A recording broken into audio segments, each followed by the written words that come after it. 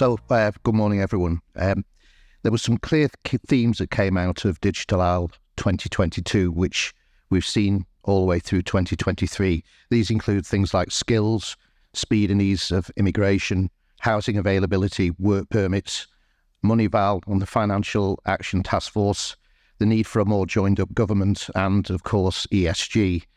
Now, these are broad themes, and in many cases they extend well beyond the scope of Digital Isle of Man, but nevertheless, they're essential for the success of the digital sector on the island. So I'm delighted to welcome the panel, Lyle, Abby, Richard from the Digital Isle of Man team, and Andy Stewart, who's Head of Policy and Strategy for the Department for Enterprise.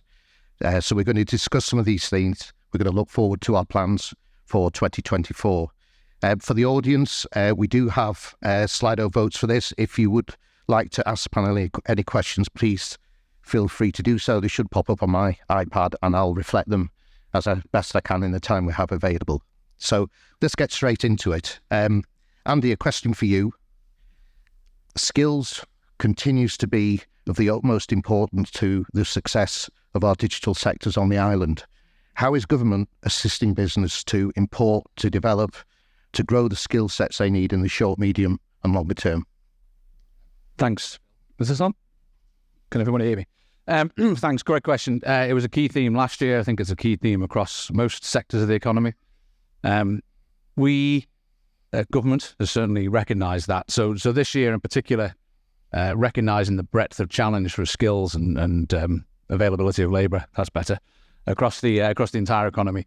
As Lyle kind of teed up earlier on, the government has established a skills board, and that is made up of Department of Education, Sport and Culture, DFE, and Treasury, and involves ministerial membership at the moment to give it the level of input and support, and importantly chaired by an independent chair. I think it's fair to say that we've been in the forming and storming stage of that, where we are nearly there in terms of coming out with a strategy and a plan, and more importantly a very clear action plan that will be engaged across industry. The chair and the rest of the board recognise that we need to do more to raise awareness of that, the work of that group. So hopefully in the next month you will see that come out and an opportunity for broader industry input. But I think it's important to recognise that activity has still been going on. Employers and businesses can still access support for financial assistance to support their workforce development.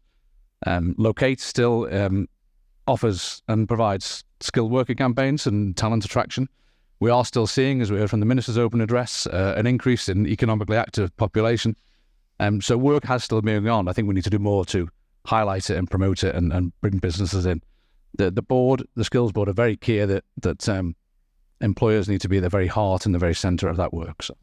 Thanks for that, Andy. And I should have pointed out, it is up there, but the QR code for Slido is on the screen there if you want to use that to get to the right place to ask any questions.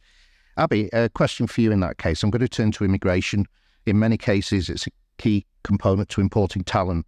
So how are Digital Isle of Man supporting businesses looking to bring talent to the island and working through that immigration process?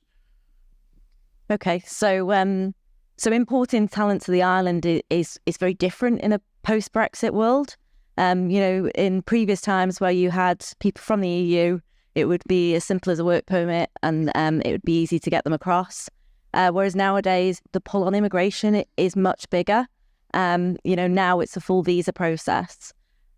So from a Digital Isle of Man perspective, and specifically the strategic partnership team, it's all around ensuring that businesses and individuals understand the process, they understand the timelines, more importantly, and that we help to smooth the path to get them here to the island.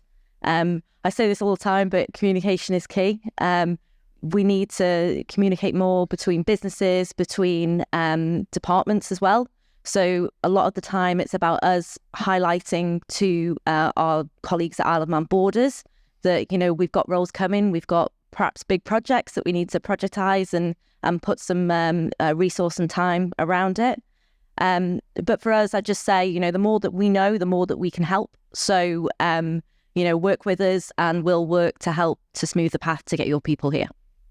Thanks for that, Abby. The panel will be pleased to know we've got questions flying in here. So, Andy, I'm just going to go back to you. It's a very short but poignant one. It says, work permit suspension, what happened? Thanks. I had a feeling that might go. So, in fairness, it's a topic that came on last. I remember discussing it very clearly last year. So, the department came out with some very clear proposals and gained some broad support for those, and we brought those forward, and we're intending to move those a couple of days ago in Tynwald. It is important to recognise that the work permits is always a topic which divides opinion. And it's also important to bring people with you on the journey when you're making any of these changes. So the minister announced that we were, based on feedback and both political and, in fairness, from some quarters of industry as well, was that we were just going to enter a period of further engagement around those reforms, and that's exactly what we are doing now. We've done the first round of political engagement. Those proposals, are very much still on the cards. As the minister clearly said, we will now engage further over the next couple of months and come back early in the new year with revised proposals or whatever the outcome of that engagement is. So it's still very much on the cards. A lot of work went into potential process, and we still believe in some of the principles around actually simplifying the process further, but also importantly, strengthening the data we get out of that system to understand the labour market more holistically.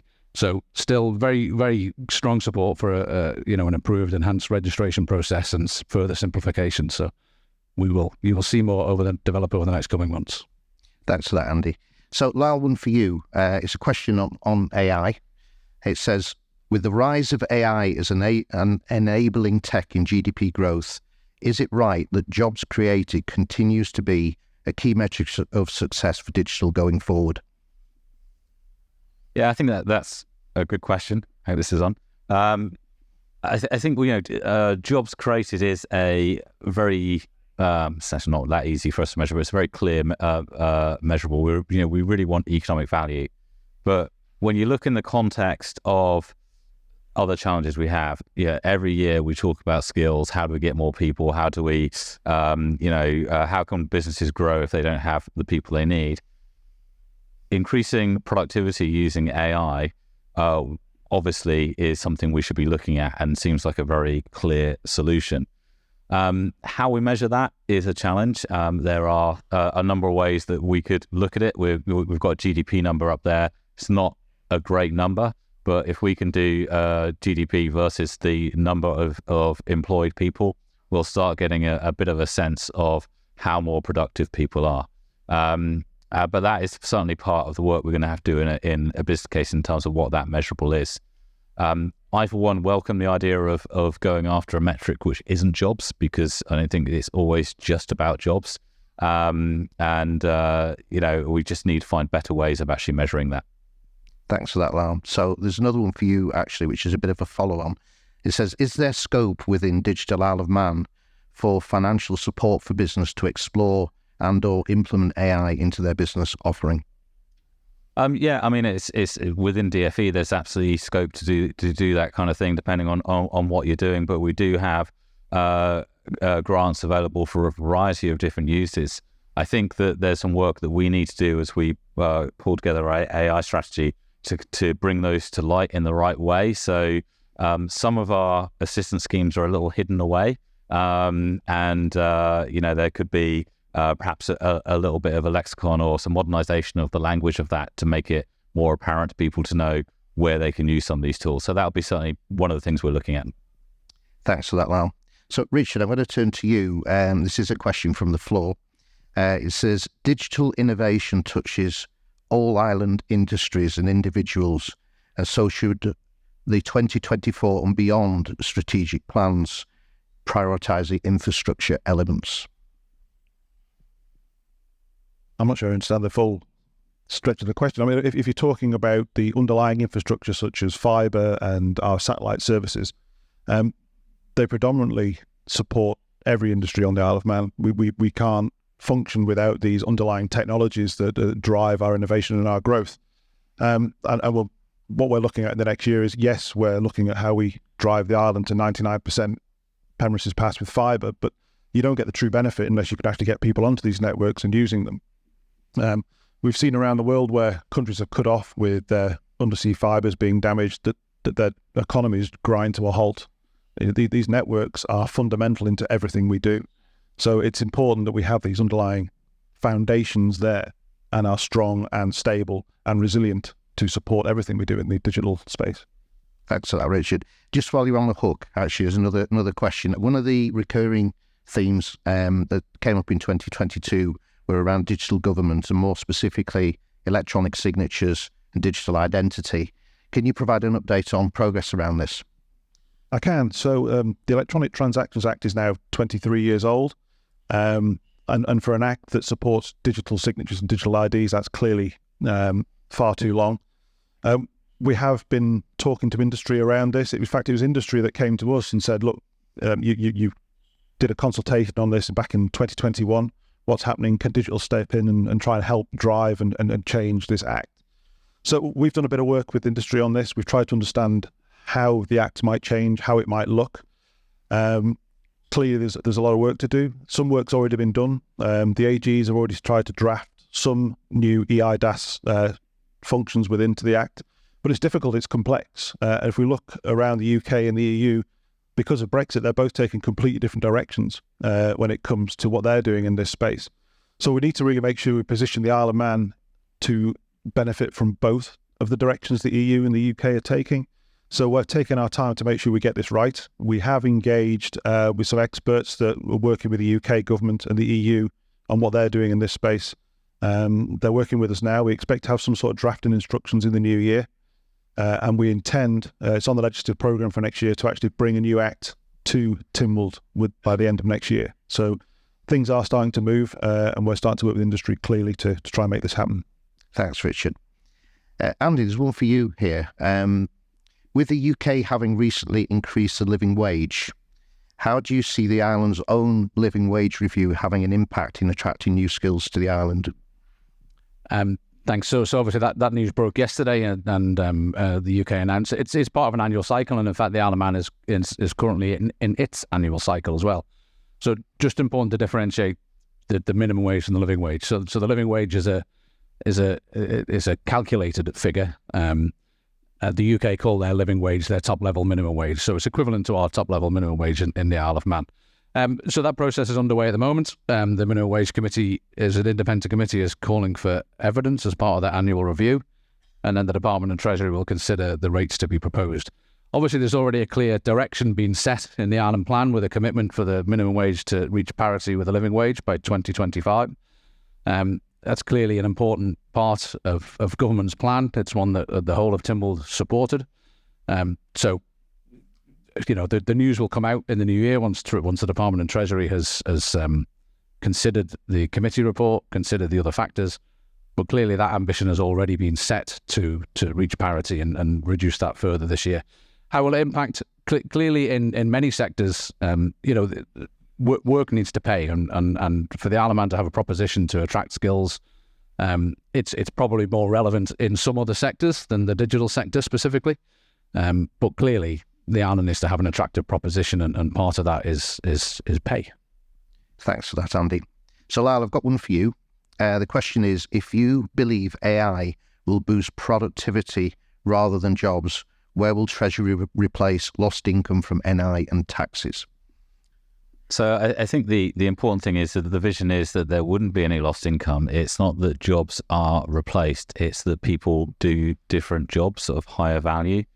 So the more mundane tasks are the ones that we have an opportunity to remove. There is potentially risk whether we do consider an AI strategy or not. There is a risk that AI will displace other jobs in more high value professions, and we need to acknowledge that and be prepared for it.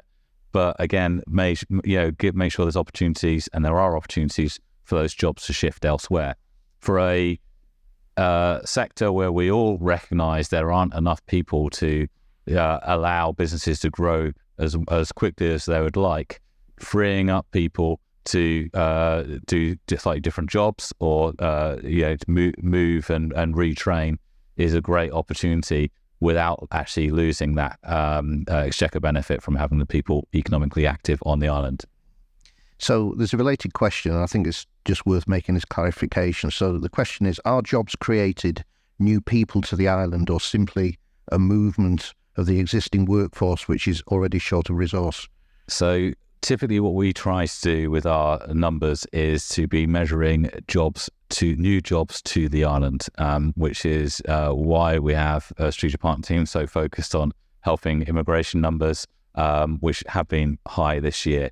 That we are aware that sometimes it's difficult to track those jobs that are swishing around within the island's job community in the way that we're tracking them, and we're looking at ways to try to do that more effectively.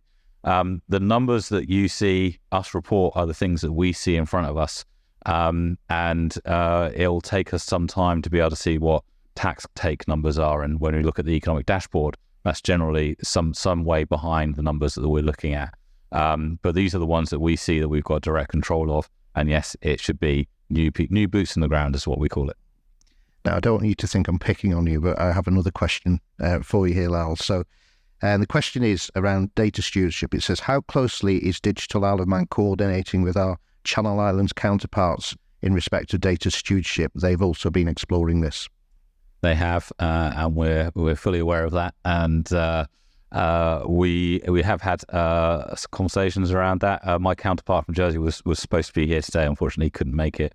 But yes, I think there's some lessons that we've managed to consider, not just from people such as Jersey, but also the UK as well. And that's kind of part of why we've taken the path that we've taken. As I said earlier, we want to collaborate as much as possible with our sister jurisdictions. I mean, last year we had four of us up on the screen discussing how we can collaborate more effectively. It has moved forward. We'll just continue to do that. There's one other clarification that's been requested on jobs, actually, Lal. So it says, do the jobs created figures just look at those on the island? Our company expects to create 30 plus new jobs in the next year, but we'll only be able to fill very few on island. So it'll mostly be remote workers. Do they count towards a new jobs figure? No, they don't. Thank you. Abby, I've got one for you. Something that's hugely important to government and private industry is the island's planned Moneyval assessment in 2025. How is Digital Isle of Man supporting preparations for this? Okay, so yeah, clearly it's something that's really, really important, not just to Isle of Man government, but also to our private sector partners as well. We're actually very lucky today because we've got Kate Sims, who is head of AML and CFT policy for the Cabinet Office. She's going to be joining us on a panel later this morning. We'll be working with Kate and her team to understand what government is doing to prepare, but also to create an engagement plan with our businesses on island so that they understand what is being done to prepare, but also what their role is to play in it. Thanks for that, Abby. Got a lot of questions coming in here. So, Lal, a question for you. Are government considering with the AI shift to create a learning offering for prompt engineers for AI? I am going to leave that one for Jason to talk about later.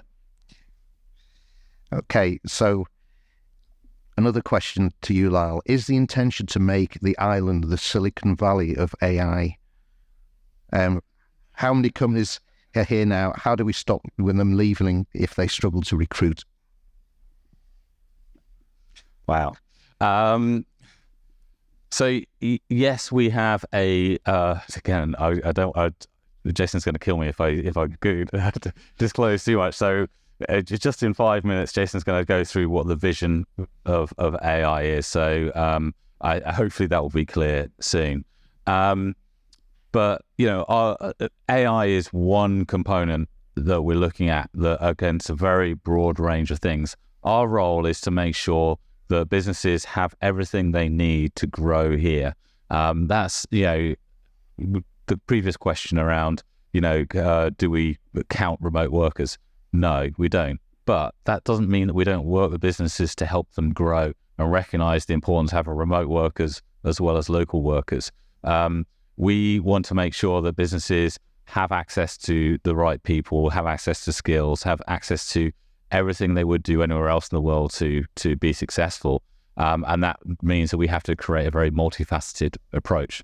This is one of the reasons why we're looking at expanding infrastructure out, so that we are tackling some of those harder, less tangible things and actually putting them somewhere that explains exactly what we're trying to achieve. And I think as we go through the next year and we look to expand that strategy out, we will be consulting with all elements of our sector to make sure that we have all the components that people are expecting in there, that's going to help drive growth of the island. Thanks for that, Lyle. Abby, there is a question specifically directed at you. It says at Abby. So the question is, without a head of e-gaming, how do you come up with a strategy around e-gaming moving forward? Okay, well, I'll take this to start, and then Lyle might jump in because he might have some bits to say as well. Ultimately, it is on our plan for next year. It's not something we're planning to do in silo. It's something that would be done not only with our industry based here on the island, but also with outside expert help. It's really helpful to have somebody from the outside looking in. And, in order to find that partner who will help us to deliver that strategy report, we will need to go through a full scoping and tender process for that, which hopefully will start in the next couple of weeks.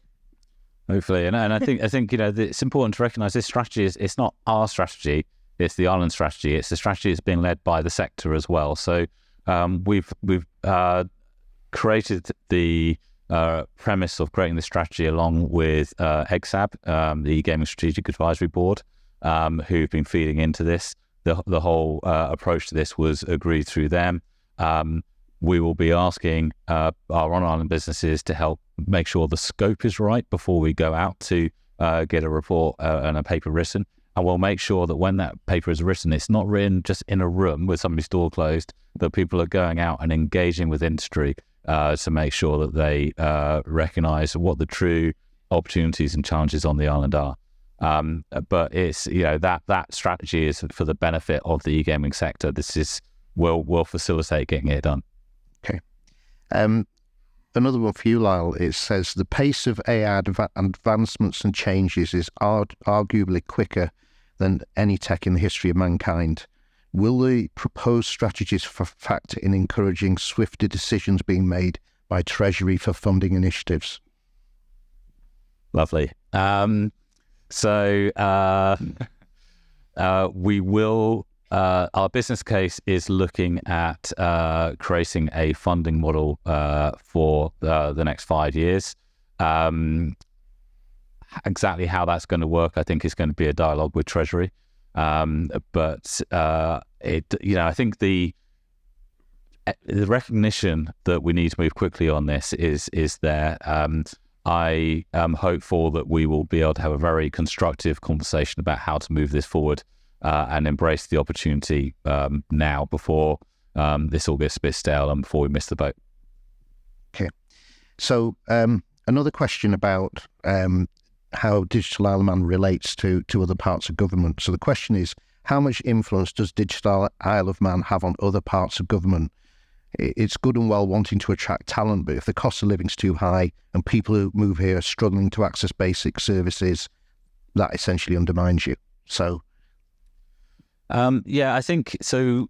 A part of our role is to make sure that we're taking the sentiment of our sector and feeding that back. That's why we've got Andy on the panel today. Andy's a conduit that we use quite regularly to make sure that he's aware of what the sector's needs are, and the same through business visit and finance as well. Some areas of government we work really effectively with, and we've got strong relationships. Other parts of governments we work less frequently with, and as such, it takes a little bit of time to build that trust and build that relationship. But certainly, our goal is to influence as much as we can across government, not just by ourselves, but with all the support that we get across DFE and other parts of government as well. Thanks, Lyle. So last question, it's for Andy. Andy, recruiting on the island is a real challenge. The cost of housing and other financial constraints are putting people off moving here. The question is actually, how is Digital Isle of Man tying in with the rest of government to tackle this recruitment issue. I just think it would be interesting getting your perspective sitting outside of digital. Thanks. So I think Lyle touched on it, to be quite honest. The important thing is we have the lines of communication open. We recognise that there are, go back to before, the proposition, and it's not just about pay, it's about housing, cost of living. Clearly there's some external factors there. We need to be realistic about what we can and can't influence. But we, as DFE, centrally engage regularly with the agencies. We hear, they challenge us centrally as well. Just to touch on housing very quickly, and the clock's run out, so I'll have to be very quick. The Minister touched on it before. Key issue is housing, and that's why the economic strategy in the Ireland Plan talk about a more holistic approach to supporting our people and new residents. The target for the end of the administration is to have 1,000 new homes occupied. If you look at the pipeline right now, it's already well over 1,000 of what's either in development or in planning at a very late stage. And government itself is driving some of those initiatives through launching the Ireland Infrastructure Scheme, which will see residential developments among others, and not just the residential developments, but regenerating our urban town centres to make the whole Ireland more vibrant, which is again another key theme of the Ireland Plan economic strategy. Thanks, Andy. So we are out of time. Thank you, panel, for your insights. There were lots of questions on the AI I just simply haven't got to. Jason will be pleased to hear. So for those of you that didn't get your questions answered, feel free to fire them at Jason when he presents, or if not, just speak to any of us through the day and we'll do our best to answer those questions. So thank you very much.